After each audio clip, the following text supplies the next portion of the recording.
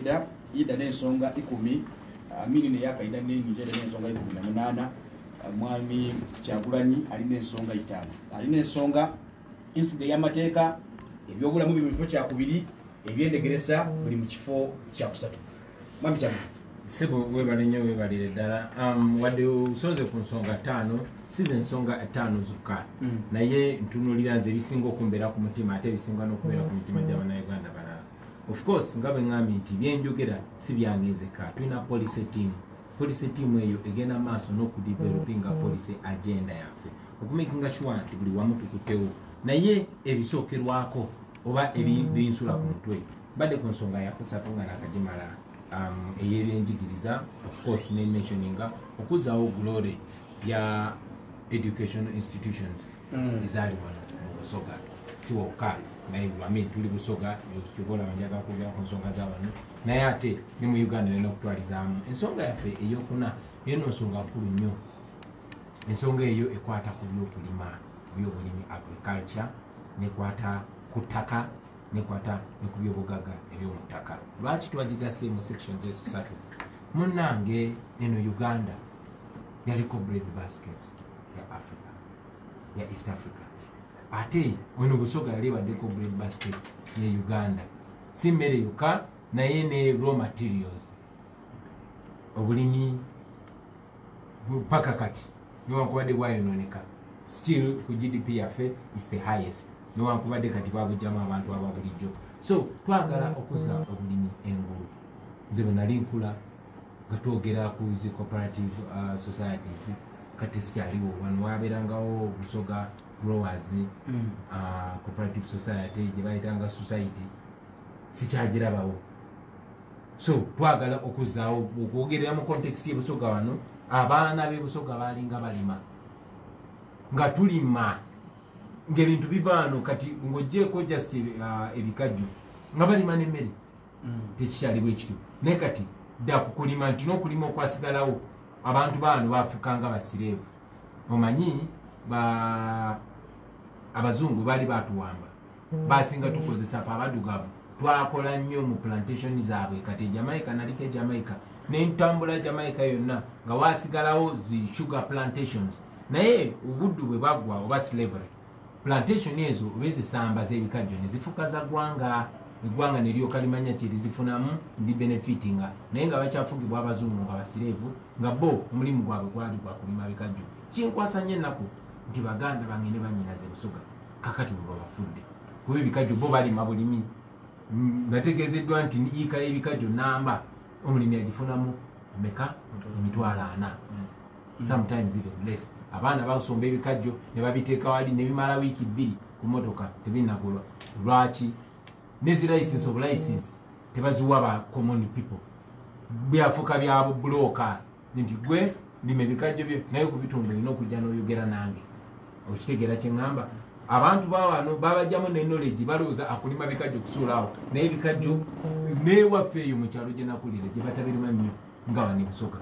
bayinanga zijjagala naye kati ziriiwo. Abantu bano tosobola munnyonnyola nti ebikajjo si just ebikajjo as a product naye ziriko kuliko by products kuliko fertilizer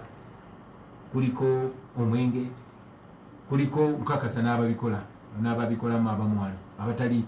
ba locals bakolamu n'omwenge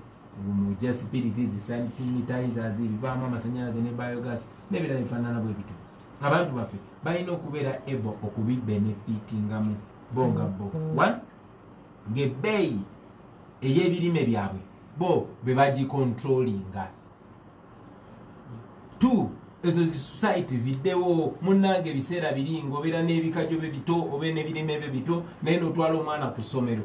onfuna bulungi n'otwala ebbaluwa oba confirmation okuva ku cooperative union oba ku cooperative society n'otwala ku ssomero omwana wo n'asoma kubanga waaliwo garanti. Kati eyo garanti tekyaliwo. Abantu baffe babeera reduced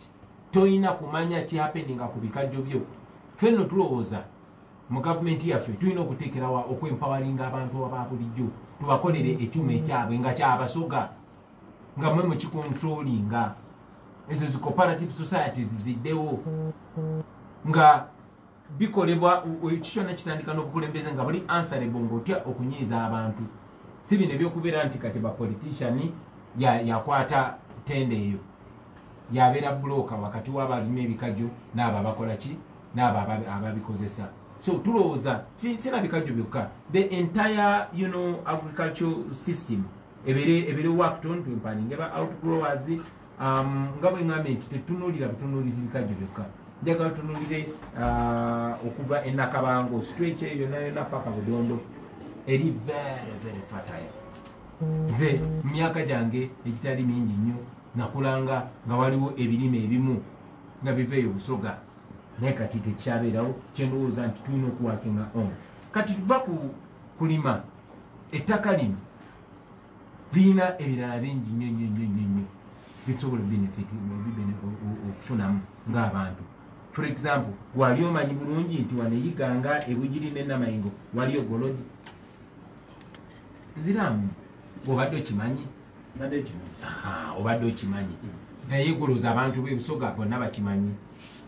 balina okimanya nti oyo golodi waabwe era alina obbakulaakulanya naye ekyenaku wone Kampala munange genda olabe essundiro finale ya goldi eri ntebe ekontrolingibwa family ya president era waliwo n'omuwandiisi omu blogger si waawano we Bulaaya naye yagambye mwono covid gubadde mudido ogwabo abatufuga ng'ennyonyi ezireeta ebintu wano zizaayo goldi waabwe nga family ekitalina kubeera bwe kityo goldi webugiri alina okuyamba abantu bebugiri okulakulana tusobola kuŋŋamba tufuna goldi enamayingo tufuna goldi eyiganga naye ate iganga ekyali mabega tefunyeemu so twagala ebyobugagga eby'omu ttaka ebyekitundu bibeere nga biyamba ekitundu ekyo okulaakulana finally n'ensonga y'ettaka obutaka okubba ettaka bangi muti okyogera naye gwe tokimanyi nti bakozesa kalangwa okubba ettaka ly'abantu limalawo okimanyi oba tokimanyi kati nzeemu nenkigamba olwaleero genda okinoonyerezeeko bwebadde okimanyi nti bakozesa bano bamutasingwa ne boofiire okubba ettaka ly'abantu okimanyi oba tokimanyi nga nejuzi waliwo reports tiyenfula nti asaba misota ika 12 eza government stockland ne baziddiza nebirala ebifaanana bwe bityo so twagala obukumpanya ku ttaka ku byobulimi ne ku byobugagga ebyobuttaka bigwewo tumanyi nti ensi yaffe ngagga nnyo era bwe tuba tutaddewo policy ng'ebyobugagga ebiri ku ttaka ne mu ttaka n'ettaka lennyini nga biyamba bantu bannansi mani tusobola okweyagalira mu nsi eno mwatambudde mu mawanga si magagga Rwanda si ngagga nga bwe tuli neraba bwekulaakulanye bwekitegeera muganda wange Netherlands n'ettaka obutaka baaliyiwa beyi ku nnyanja kyebayita land reclamation naye ensi zikulaakulanye lwaki tukyali mabega olw'obukulembeze obukyamu obuliwo just okuplandaringa oba okunyagulula ensi ensonga yaffe esembayo ejja kubeera nsonga ya national unity and reconciliation muganda wange mumulembe guno gwawudde yawudde abantu nga gubawulira ku mawanga nga gubawulira ku madini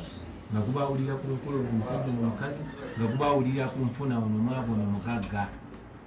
netufuna obukyayi obwo waliwo obusosoze mu mawanga bwotoyinza kuteebereza bwe tulina okutereeza tujjewo tufune kye bayita national balance ekitegeera kyeŋŋamba nga tewali busosoze mu mawanga naye kati webuli tosobola abangi batya okukyogerako kati ffe aboogera ku tribalism ffe bwe bayomesa oleeta okusosola mu mawanga no abapracticinga tribalism be bakyamu so si abakyogerako abasosola mu mawanga be bakyamu so si abo ababalangira okusosola mu mawanga wano mu Uganda ojja kusinkana nti buli kifo ekyobuvunaanyizibwa buli kifo ekyamaanyi kirimu bantu bebamu bava mu area y'emu ne buli omu kumwe muti okyogerako bwe bansiba kati nze buli kyebalina okunkola bakinkola situbula banyinalo ebibagamba tibagundi mmwe muli basosoze tosobola kuŋŋamba nti prime minister ye Rugunda minister of foreign affairs ye Kuteesa